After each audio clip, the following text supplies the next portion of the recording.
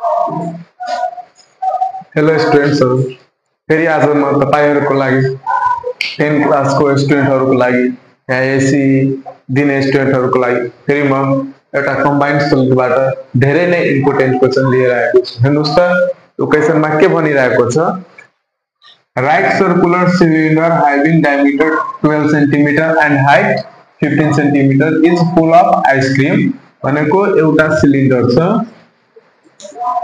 मानौं कि यो एउटा सिलिन्डर छ तपाईको, जुन सिलिन्डरको डायमिटर चाहिँ तपाईलाई कति दिएको छ अनि यो तपाईको एउटा सिलिन्डर छ।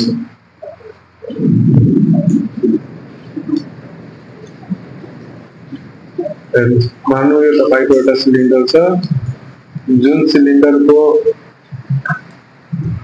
सिलिन्डरको डायमिटर कति छ त 12 स्क्वायर, यहाँ देखि लिएर यहाँसम्मको यो डायमिटर भ्यालु तपाईको 12 सेन्टिमिटर। त्यस्तै यसको हाइट जुन छ, यो सिलिन्डरको हाइट जुन छ चाहिँ कति छ त यो 15 सेन्टिमिटर छ। भनिरहेको छ कि एउटा राइट सर्कुलर सिलिन्डर छ जसको डायमिटर 12 सेन्टिमिटर भइहाल्यो र जुन चाहिँ कति हाइटको छ त 15 सेन्टिमिटर हाइटको छ।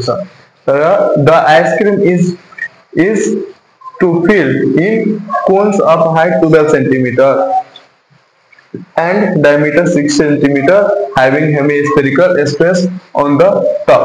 अब यसमा के भनिरहेछ, यो सिलिन्डरमा के राखिएको छ त आइसक्रिम राखिएको छ। यो सिलिन्डरमा पुरै आइसक्रिमले प्याक गरेको छ। त्यस्तै ice cream is filled in a cone of height 12 cm। त्यस्तै एउटा कोन छ, एउटा कोन बनाइहाल्नुस्, एउटा कोन छ मानिहाल्नुस्, यो कोन भइहाल्यो तपाईको। सरी अब फिगर अलि राम्रो बनिरहेको छैन त, यसको लागि म तल बनाइरहेको छु।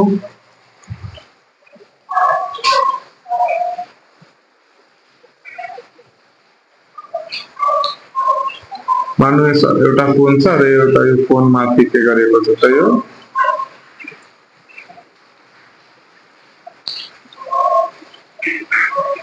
कोन माथि